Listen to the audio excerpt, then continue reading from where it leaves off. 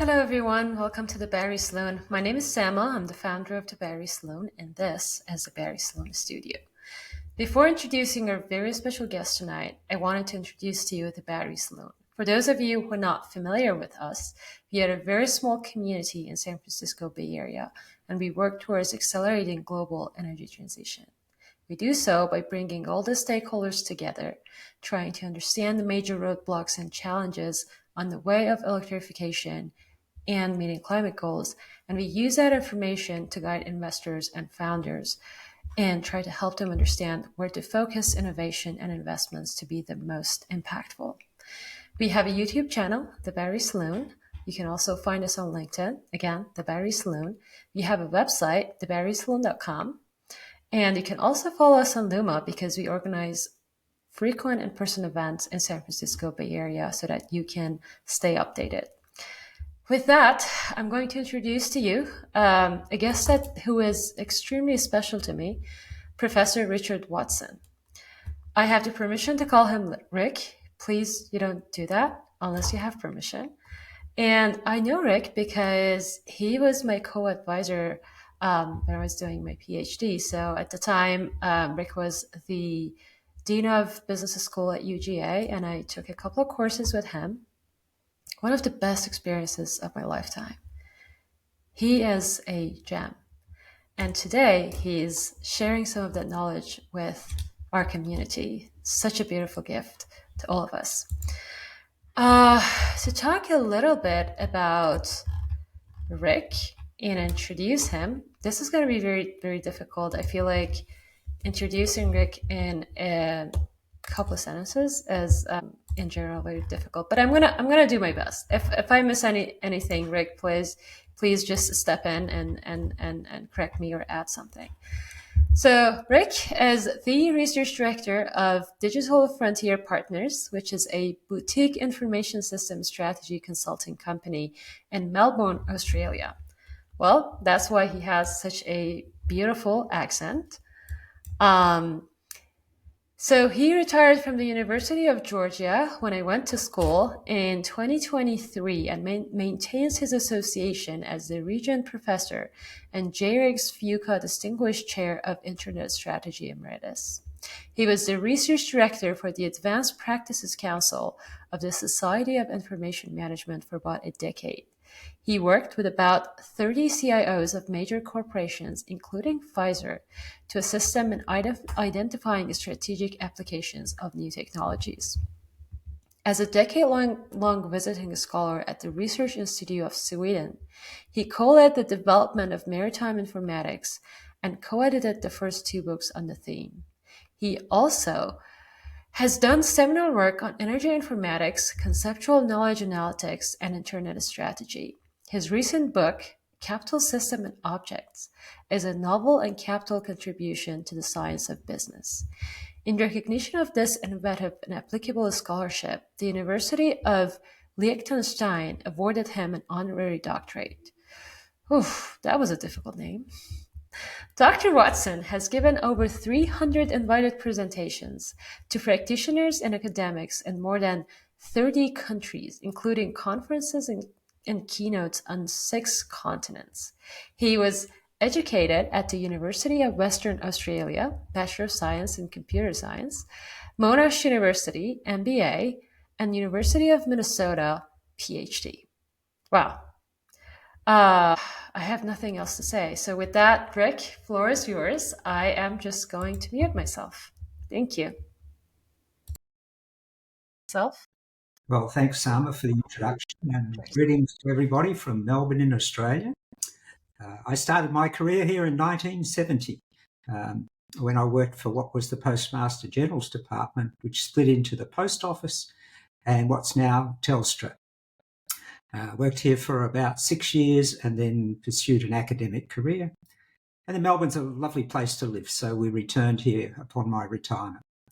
So let me set my screen up and share with you what I'm going to talk about today.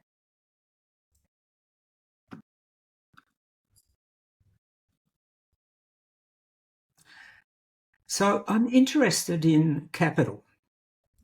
And I got interested in this topic a few years ago when I was concerned that every technology that came along, people would say, oh, we need a blockchain strategy, or now they say we need an AI strategy. And that seemed a bit odd to me, that these were means of achieving goals and that there should be an underlying strategy that's more than just about technology. So I developed the idea of capital and different types of capital. And the next stage in this journey of understanding capital was to realise that the key to a strategic advantage is capital asymmetry. And that's what I'm going to talk about today. And it fits very well with the transitions that are underway in major developed economies. So let me talk a little bit about capital creation to get started on this journey. So here are the origins of capital. It all starts with natural capital. And if you really want to go back to the beginnings, it's the evolution of the universe and the emergence of Earth from a collection of dirt and dust and other sorts of things. And then we get plate tectonics, and eventually we get biological evolution. And that's the natural capital that's a foundation of all wealth. From the biological evolution, after millions of years, billions of years, we get human capital, humans. And every human culture has some common characteristics. It's social capital, the relationships between people, the kinship. Symbolic capital, there are certain people in a culture that stand out. Often these are the leaders, the kings, religious figures and so forth. They have more power and a lot of influence in their community. You have organisational capital. Societies learn how to do things. They build procedures for making simple knives, cooking food and so forth. And they then sell some of the things they produce. They trade, and this produces economic capital. And so my view of the world is that there are 6 types of capital, and you can see them all listed here. The other aspect of this is that systems convert capital from one form to another. And the original system was the system of engagement. People had to learn how to cooperate. We're a social species. And so the original system of engagement was things like showing movement with your hands, using those to gesture, touching somebody and so forth. And people use these cooperative signals to hunt and gather things in order to survive. People who cooperate in tribes end up being more successful than those who try to do it alone. And then we got a system of production. The first evidence of this is about 3 million years ago, when people started to make simple knives by bashing 2 different types of rocks together to find a sharp edge. And then they could use that to skin an animal and so forth. And so these were emergent in societies. Then there was a transition when about 50 to 70,000 years ago, there was a genetic change, mutation, that gave us speech. And the important thing about speech, it gives you much more power to influence people. And so this gave us a system of framing. This is a way where you try and justify a course of action to convince people to do something that you want them to do. System of framing is, you can think of, is the value proposition that you give to your customers. So, for example, Walmart's system of framing is everyday low prices. These emerged from early humans, and then we moved to a stage during the agricultural revolution where we started to design things. And the first one of these was a system of record. Because when you start to grow wheat, for example, you need to record where your wheat is stored, who you've sold it to, who you've traded it with, and so forth. So very early writing systems were simply commercial transaction records. And then finally, the last piece of the system puzzle that we have is a system of inquiry. And the first major example of this is about 2,000 years ago, when Ptolemy in Egypt took the system of record that the ancient Babylonians had developed, and they'd recorded details of something like 30 or 300,000 observations of the movements of stars and planets. And Ptolemy developed a model of how the world operated. It was an Earth-centric model. It was a wrong model, but it actually was quite good at prediction, and it was a frame. So a theory that results from a system of framing, from a system of inquiry, is a frame. So if you put all this together, we get this genetic mutation and then results in advanced behaviour. And then so we can think about capital and systems as being the major components of our society. It has been the case for about 10,000 years once we moved into an agricultural society. And for me, the purpose of every organisation is to create capital. So I spent much of my life in a university where the purpose is to improve the quality of human capital. We take in undergraduates and we give them an education, and they then proceed to get jobs in industry or government because of the improvement in their human capital skills. Systems, in the case of a university, the major system is a system of production, which we call education. It's a set of routine operations that occur in a classroom. And systems convert capital to new forms or raise the quality of capital. So for most organisations, it's starting with some raw material that you get from a supplier. You take it through a series of systems and you produce economic capital, which you can turn into revenue in the marketplace. So systems are also part of the organisational capital. They are the collection of things which I call organisational capital. They include these days systems, databases and patents and so forth. So the big picture you can think of is we have human capital at the centre of this. Humans create organisational capital, and we've been doing this in terms of digital systems for about the last 50 or 60 years. And there are the different types of systems there. So this is the wealth of an organisation. It's its means of creating more capital. So every organisation is in the business of creating capital. I'll give you another example. If you belong to a service club like Rotary, the purpose of that club is to create social capital, bring together people, enable them to meet each other and make better connections, which might then help their business grow economic capital. So everybody is in this business and everybody has a set of systems for converting capital from one form to another, which I call organisational capital. The important measurement in this environment is what I call C prime. And this is a measure of the capital in and the capital out. And what you want to do is have C prime greater than 1, because if you don't, you soon go out of business. You spend more than you have. You use up all your capital in ways that are not productive. This parallels my general work in this area, and the other prime I have is E prime, which is about energy efficiency. So the foundations of the success of any business or economy is based upon its capital productivity and its energy productivity. And that's why for many years I've been interested in the transition to a renewable economy where E prime is higher than the traditional fossil fuel economy.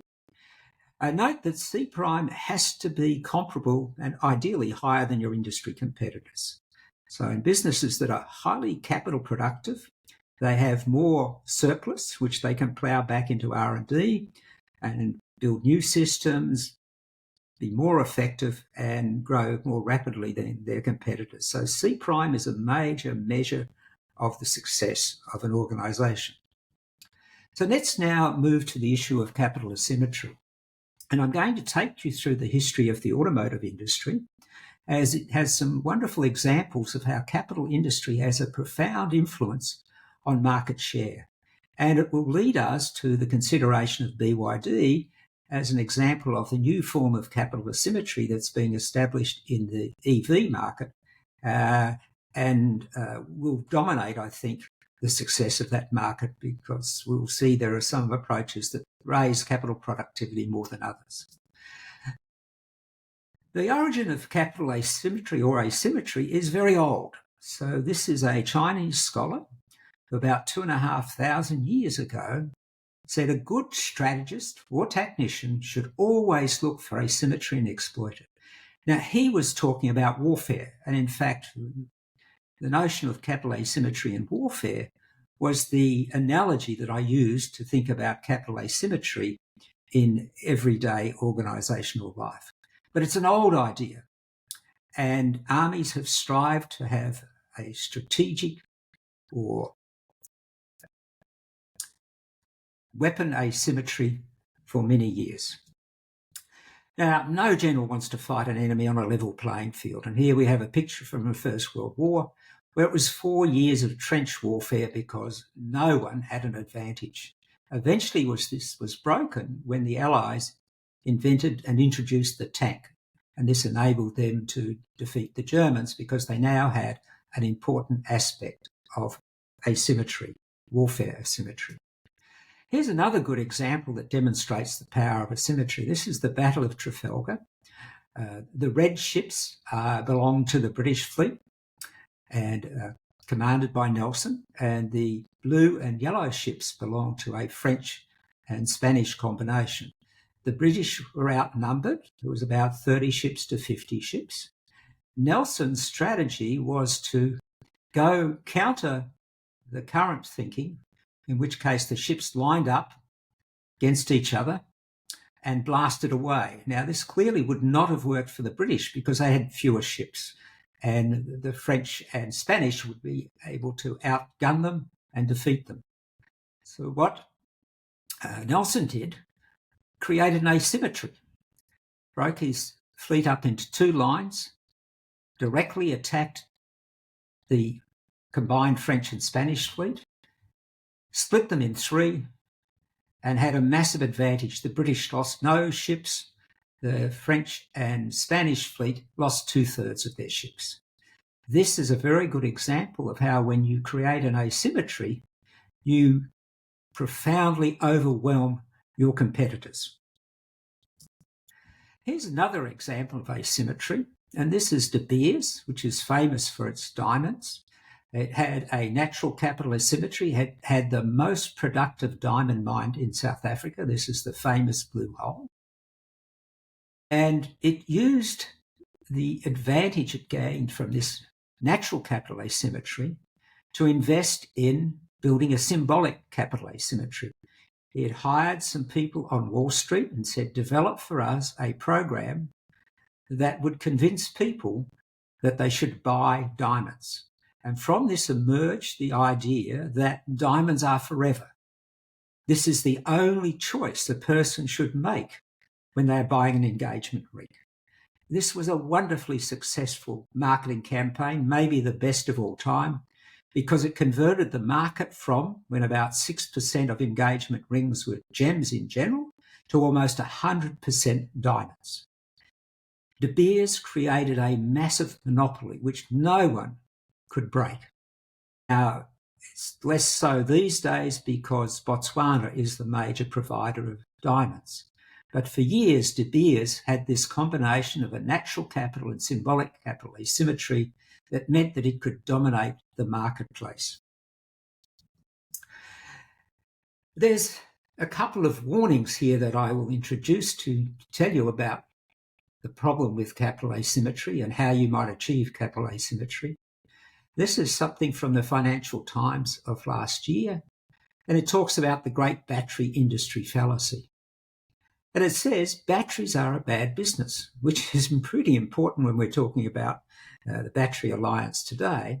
But what they say is low margin, capital intensive, dirty and hemmed in by hard physical limits on technological progress. And it's going to be a highly competitive industry with low levels of capital productivity. And their conclusion is that it's all about scale, capital and cost. And the only people that will be able to get any asymmetry in this market will probably be China. And we'll come back to this issue later when we look at BYD. So be very careful in selecting your industry and your business to examine the prospects of achieving a capital asymmetry. Here's another one that underlines the importance of the productivity of an industry. And this is about Australia's telecom companies. There are three major players. And the Australian Financial Review said last year, Australian telcos make terrible investments. capital hungry. You're always investing in the next level of technology, going from 4G to 5G and then next 6G. And you have to spend a lot of capital investing in the future. So you don't have a high capital productivity because you're continually spending money to get ready for the next investment. So the goal of innovation then is to try to create a positive capital asymmetry, because pure symmetry drives down profits and leaves little, if any, excess for innovation. You need a surplus in order to be able to create a new capital creation opportunity. Monopolies have excess profits, but generally they have no need to innovate because they have captive customers. So, if you've got 90% of the market, there's not much more of the market you can capture. So why spend money on it? Why not just return the revenues to your customers, your clients and investors as dividends?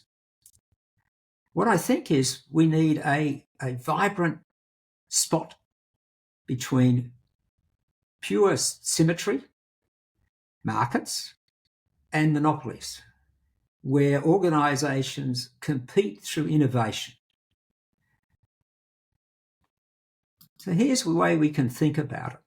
So at one end we have commodity markets, a bit like the telecoms example I used, and at the other end monopolies, like De Beers was at one stage. And the capital asymmetry is very low for a commodity market, very high for a monopoly. For a society, we want to encourage innovation. And so we want a set of companies that are in the middle. They earn enough to fund innovation, but not so much that they're a monopoly. And interestingly, this is the reason why Germany developed so rapidly after the Second World War. It had a lot of mid-sized companies that were highly competitive and highly efficient and very innovative and didn't have too many monopolies. So let's look at the automotive industry as an example of capital asymmetry. So we'll start with Henry Ford. His focus was on economic capital asymmetry. And in 1923, his market share peaked at 60%. His goal was to mass produce one model in one colour. And as he famously said to his customers, you can have a car painted any colour that you want as long as it's black. In line with his goal to achieve economic capital asymmetry, he built the world's largest integrated factory. At one stage, the Rouge River factory employed around 100,000 people. So Ford's whole goal was to be the lowest cost producer of a one-colour, single-model car. And he had 60% market share. Along came Alfred Sloan as the CEO and president of GM. He saw the world differently. He stated that the goal was a car for every purpose and purpose.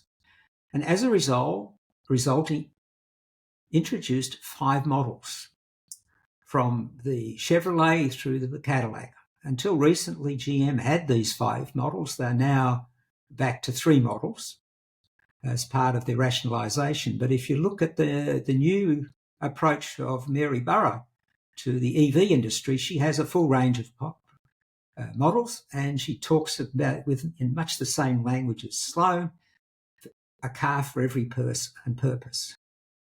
In order to achieve this goal, Sloan had to invest and invent organisational capital. He developed market segmentation with his 5 models. He created the multi-divisional corporation, which is characteristic of many companies these days. Ford was a single corporation, essentially single-handedly operated by Henry Ford.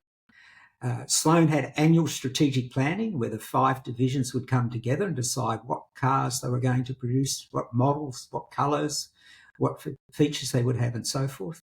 He had an executive team that he consulted with. It was participatory management. And he built a 7-storey R&D lab. Ford didn't even have a test track. So Sloan invested in organisational capital, and he said, take my assets, but leave me my organisation, and in 5 years I'll have it all back. He realised it wasn't about having a large factory. It was having the capital to be able to serve the market with a car for every person and purpose. Now, if you remember, in 1923, Ford had 60% market share. GM went from 12% market share at roughly the same time to market leader in 1927. In a very short period of time, it decimated Ford. And Ford has never been able to recover its market share relative to GM. When you create a new capital asymmetry, you have a profound impact upon your competitors, as Sloan demonstrated. So the next major advancement was after the Second World War, and this was made by Toyota. Now, the founder of the company was Tsuyoshi Toyota. The name of the founder is different from the company. And he said, workers are the treasure of the factory. They are important to me. So if workers are your treasure, how do you treasure them? You give them lifetime employment, which means you have to invest in continuous development of your employees, make them highly skilled, highly motivated, maximise the use of human resources in the manufacturing of cars and other products. This results in higher quality output and productivity, lower turnover and absenteeism. Toyota demonstrated the power of human capital asymmetry. And so when Japan started to export cars to Japan, their higher quality and their lower price inflicted lasting damage on Detroit. Prior to the introduction of Japanese cars, American automobiles had an average life of about 3 years and then they fell apart.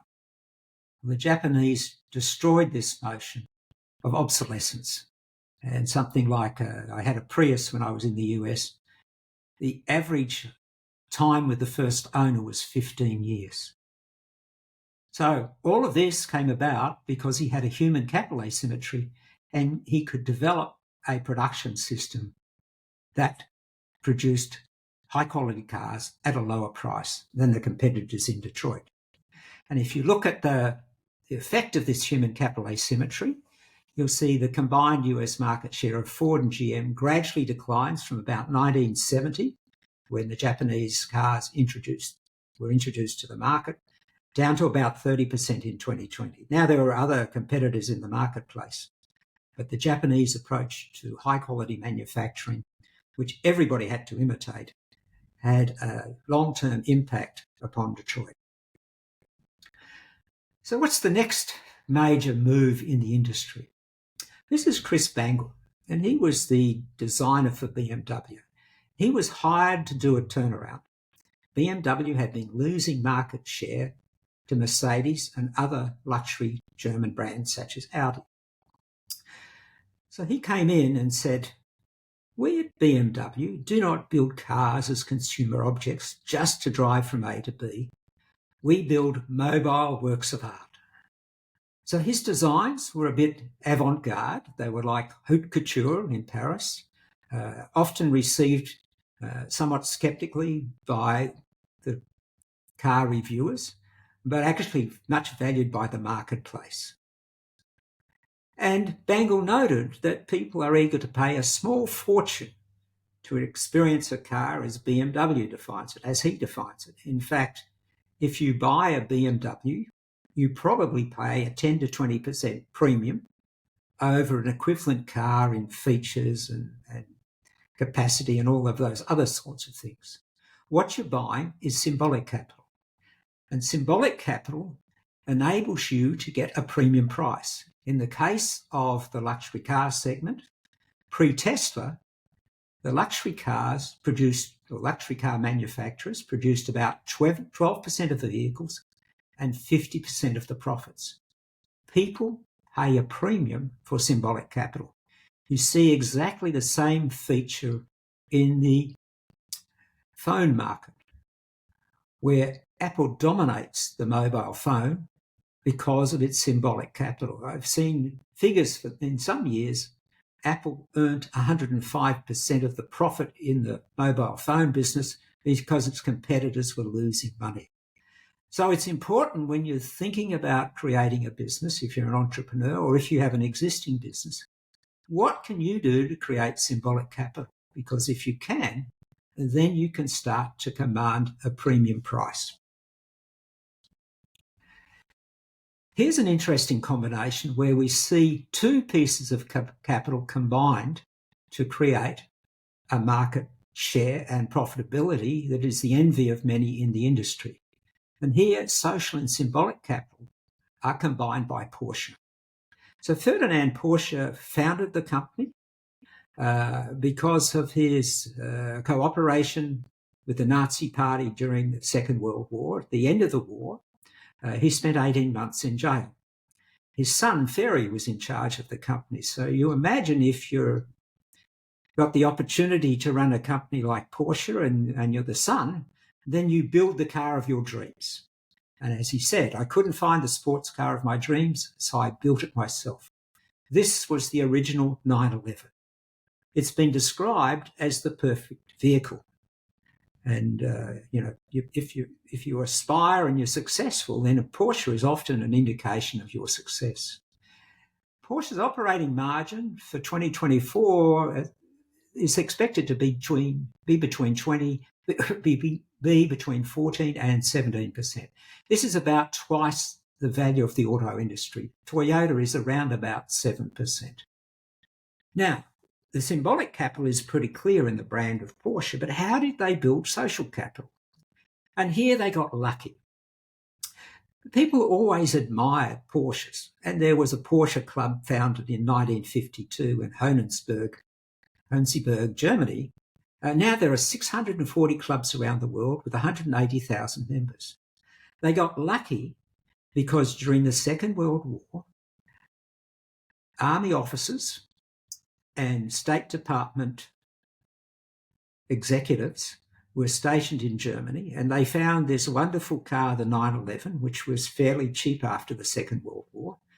They purchased them while in Germany, and then they returned to the US, often to Washington, and suddenly they had a car that there wasn't a local supplier, and they had to get together to work out how to maintain their Porsche. And so they founded the Porsche Club of America. It has about 140,000 members. It's the largest single brand club in the world. And Porsche coordinate very closely with their Porsche clubs. If you're a member of the Porsche Club, then you can join a number of other Porsche owners, pick up a car in Stuttgart, where they make them, and travel together visiting elite hotels in the Alps of Europe. The idea is to capture you as a Porsche member for life. You want to stay a member of the club. So I used to teach at the University of Georgia, and I taught a course on innovation. I based it on the EV industry, and my final move towards the end of the semester was to take my students to the Porsche Experience Centre in Atlanta. Now, this is a wonderful strategy if you want to get a high grade for a course, because the students absolutely loved it. This was Porsche's first experience centre. Porsche are based in Atlanta. It's next to the airport. It has 2 racetracks. You can go there and you can try out a Porsche, and you can get training in how to drive a Porsche. There's a museum there. There's an entertainment centre there. You can have functions such as weddings and so forth. It's a club, and it's part of being the club. One of my students said to me, my grandmother has a Porsche. And later I said to her, did you get a chance to drive your grandmother's Porsche? And she said, no. And you know what? She has 6 of them, 3 in Atlanta and 3 in Nashville. When you buy a Porsche, you join a club, and you get all this social capital from being with other Porsche owners. Buying a Porsche is an experience. So let's now think about capital asymmetry in terms of the 3 major transitions. And Sama in the introduction talked about the EV transition. As I see it, there are 3 major transitions. the new renewable energy transition, which is mainly a shift to wind and solar, the EV transition, and also the AI transition. We are going through these three transitions simultaneously. They have interactions with each other as well. AI is certainly going to help with renewable energy and electric vehicles, and we need renewable energy to drive the development of AI models if we're not going to avoid pushing out more CO2 emissions. However, I would remind you that the focus should be creating a new business model. It's not just about trying to replace some things you do now with AI. The real payoff will come from reinventing your business model. And this is where you need to go back to thinking about what your capital creation model is and how are you going to achieve a capital asymmetry as one of these three transitions progress. It might not be as a major player, but as a side part of the transition, you can create a capital asymmetry. So switching technology is secondary. Get your capital creation model right, and then decide how you're going to use technology to achieve your capital creation goals, and in particular, to achieve a capital asymmetry. So here's how I view the EV transition, and I think you can view all of the transitions like this. It's a reformulation of the automotive industry. It's more like consumer electronics. If you look at the software and the tablets and so forth in a car these days, much of the attention is on what features the car has, what safety features it has, and so forth. And so what I see is the old industry, there was a mountain there, and they all spent nearly a century trying to climb that mountain, competing with each other to produce the best internal combustion engine, the best manufacturing system, and so forth. And the features of the old mountain were about 2,000 moving parts, a recall to fix a problem, and then a dealership. What's happened is there's a new mountain out there of 20 moving parts, software patch to fix. You have a showroom instead of a dealership. You have continuous improvement of the car through patches and new releases of the software. And you actually try to sell software as a service to your consumers. So everybody in the traditional industry, led by Tesla to some extent, is now moving across to the new mountain. And first of all, they have to get their vehicles comparably priced to the old internal combustion engines. And then they're all going to compete to climb that mountain. And it's pretty clear we have a long way to go. And the way to climb the mountain is to invest in R&D. So if we think of what I call mountain engineering, then you have to invest heavily in a whole range of technologies. Battery technology, in order to drive the car cheaply and for a reasonable distance. You have to have a new drivetrain. You need software to run the car, manage the battery, provide all sorts of entertainment services and information to the driver.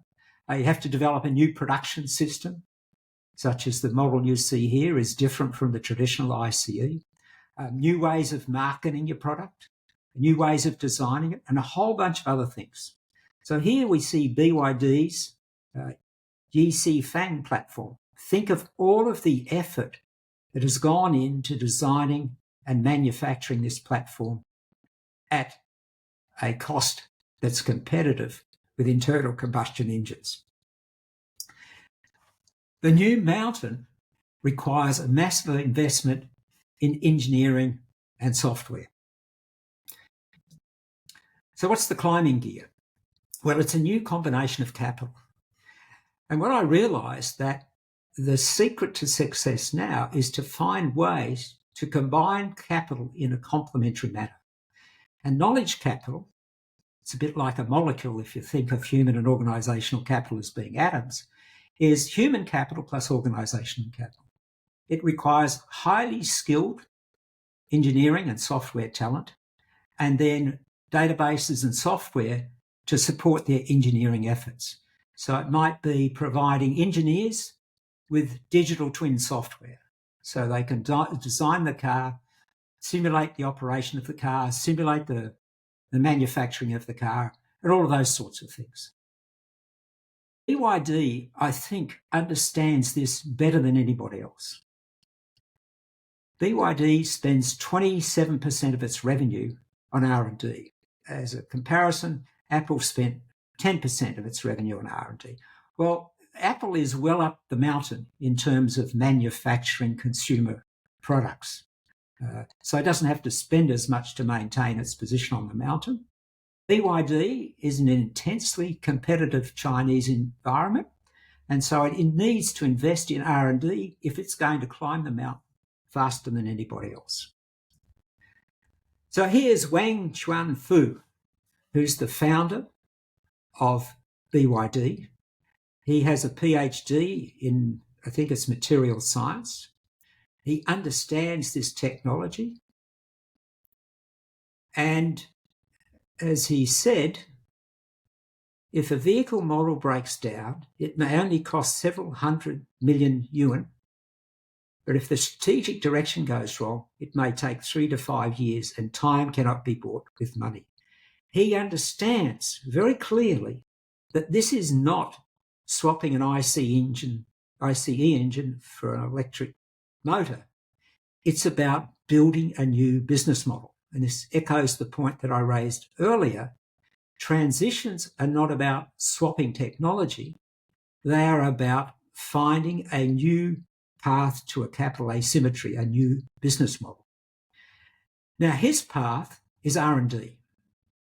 He has more than 100,000 employees in R&D. In fact, I read earlier today that he's increased the number of employees in the company by something like 10%. He understands that his capital asymmetry is going to come from R&D. And the foundation for it is that the cost of engineers is much higher in Europe and the US. They're about twice to 3 times as much. So Dr. Wang can employ many more scientists and engineers and software designers than the European and US automotive companies. He is building his asymmetry around knowledge and organizational capital. And my belief is he will be able to climb the mountain more rapidly than anybody else. In fact, Warren Buffett invested in BYD. I think this was his sole investment in the EV industry. Now, recently, BYD led the global EV market for the first time and held a market share of 24%. Now, this includes both EVs and plug-in EVs.